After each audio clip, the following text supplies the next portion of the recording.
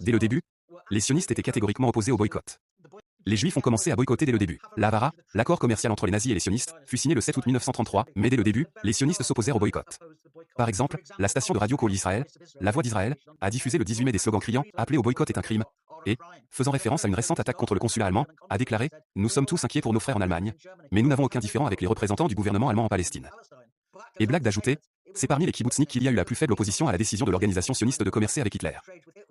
Ce mythe du sionisme socialiste fondé sur les kibbutz est donc bel et bien un mythe. Car les kibbutz, bien qu'étant des colonies collectives, n'étaient engagés dans aucune lutte de classe, quelle qu'en soit la forme. Au contraire, ils ont été créés par les sionistes bourgeois comme le moyen le plus efficace de colonisation. Le professeur Moshe Zimmerman a évoqué la dissociation pratique des institutions du mouvement sioniste et de la question de la communauté juive en Palestine, de l'opposition militante au sionisme. Dès le début, les sionistes, aux côtés de la bourgeoisie juive, se sont opposés au boycott.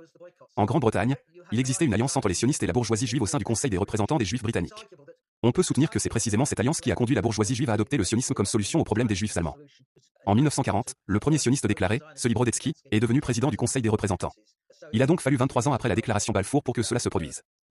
Mais l'accord commercial était très simple, il stipulait que si vous aviez de l'argent en Allemagne, vous le déposiez sur un compte bancaire géré par une société appelée Paltro Limited. L'argent était bloqué sur ce compte bancaire. On vous donnait 1000 livres sterling, prélevés sur votre argent, pour pouvoir prétendre à l'asile en Palestine, sur la base d'un certificat A, ce qui signifiait que cet argent ne faisait pas partie du certificat de travail délivré par les Britanniques. Vous pouviez entrer automatiquement. Ensuite, l'argent bloqué en Allemagne servait à acheter des produits allemands, ce qui impliquait une augmentation des commandes pour les usines allemandes. Celles-ci les exportaient ensuite en Palestine, où ils étaient vendus. Vous ne receviez alors qu'une fraction, peut-être 30 à 40%, des recettes. Le problème était que la Palestine était rapidement saturée de produits allemands.